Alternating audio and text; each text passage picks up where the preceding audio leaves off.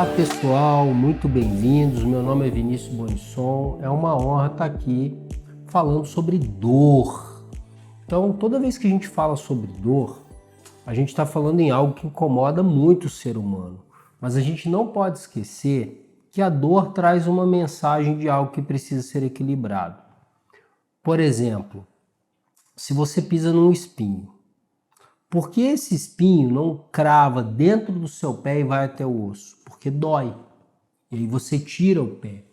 Então a dor, ela evita um dano maior e ela mostra que você está fazendo algo que não está te fazendo bem. Por exemplo, você está andando descalço num lugar que tem espinho. Vai doer e você vai tirar o pé. E de preferência você aprende a não andar naquele local descalço, ok? Então, quando a gente fala de dor, principalmente dor em idosos, a gente precisa entender que, à medida que a gente vai envelhecendo, a gente vai perdendo massa muscular. Então, por exemplo, com 60 anos, 10% das pessoas já estão com sarcopenia, que é a baixa muscular. Então, o que está acontecendo? Elas estão degradando o músculo para obter energia. Isso não é saudável. Isso é na verdade, é um movimento que o corpo faz desesperado. É a mesma coisa que eu construir uma casa, quebro essa casa para utilizar os tijolos que estão ali para construir uma nova parede. Não, deixa aquela parede lá e compra um tijolo. Só que às vezes não dá para ter esse tijolo, por quê? Porque existe uma má absorção.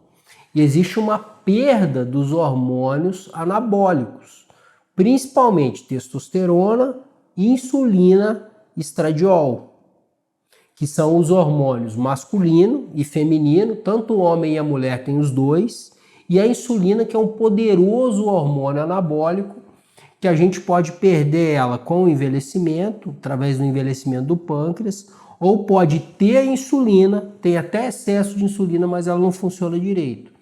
Nesses casos, você pode perder músculo, mas é muito difícil você perder gordura. Tá? Eu estou falando de um jeito fácil de entender, principalmente para as pessoas leigas. Tá? Então, assim, às vezes tem um profissional de saúde que fala: mas você falou que o colesterol HDL é bom e o LDL é ruim. Não falei nada disso. Pelo contrário, nunca falo isso. Mas às vezes, para as pessoas entenderem, a gente utiliza uma linguagem simples. Então é assim, ó. Tem dois tipos de problema: a resistência à insulina, que é quando a insulina não funciona direito, e a falta da insulina. Ambos estão relacionados com dor crônica e perda de músculo. Então, se você tem uma dor crônica, principalmente uma dor pós-exercício, que dura, que você continuou fazendo exercício e não melhorou, dá uma olhada no seu anabolismo, vê se você não está perdendo massa muscular. E como é que você pode perceber isso? Como é que está a sua unha? Como é que está o cabelo? Como é que está o envelhecimento da pele? Como é que está a flacidez? Tem manchas quando bate, manchas espontâneas, que são hematomas espontâneos por deficiência de colágeno. Então, assim, ó, dentro dessa situação, eu preciso o quê? Melhorar o anabolismo.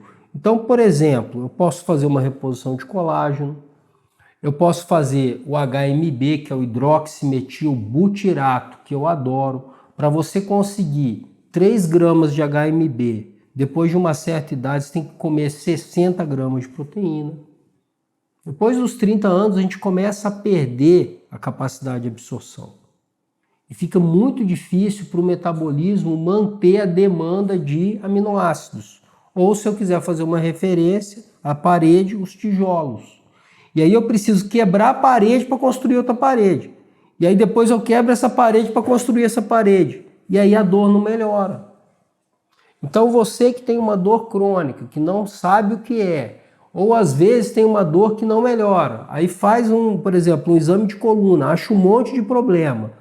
E aí justifica nisso daí, mas na verdade não é, porque muitas dessas dores são ponto gatilhos, porque o músculo não está conseguindo recuperar.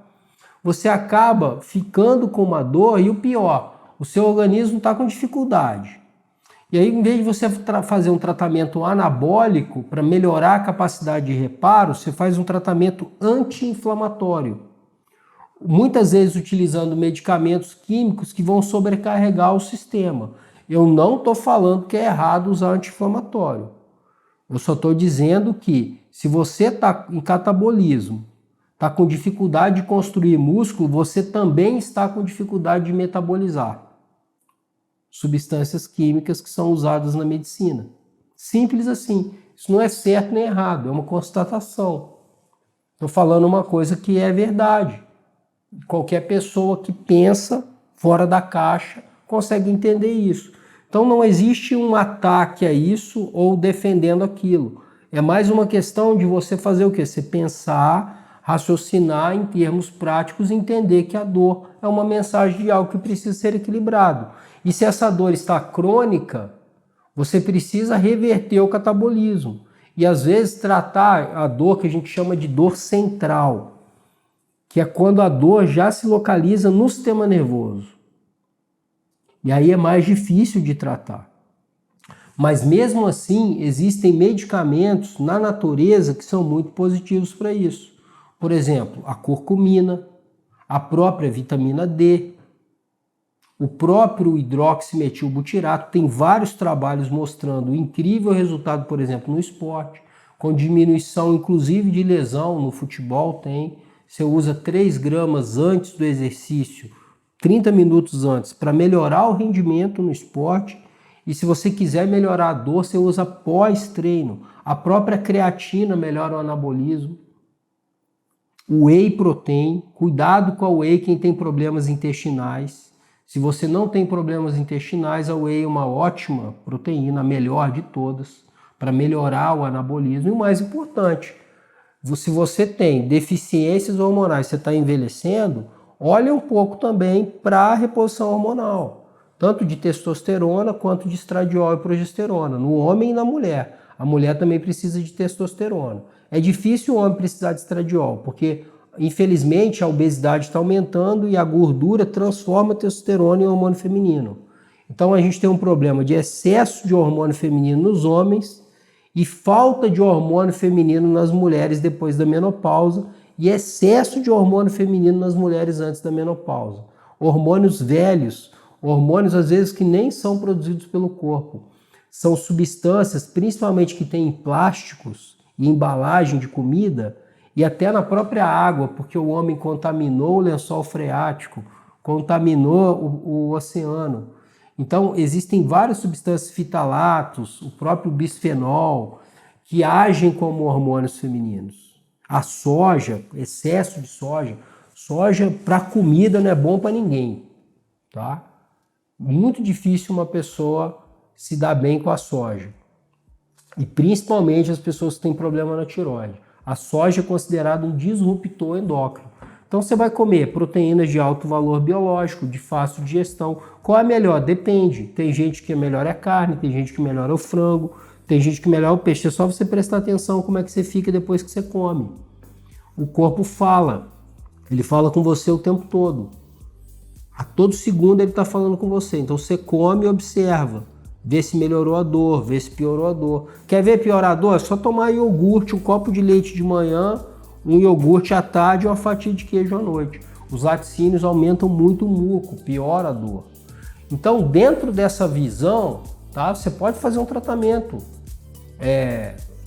anti-inflamatório, mas não deixa de olhar para o anabolismo, não deixa de olhar para a sua capacidade de reparo. Era essa a mensagem de hoje. Um abraço e até o próximo vídeo.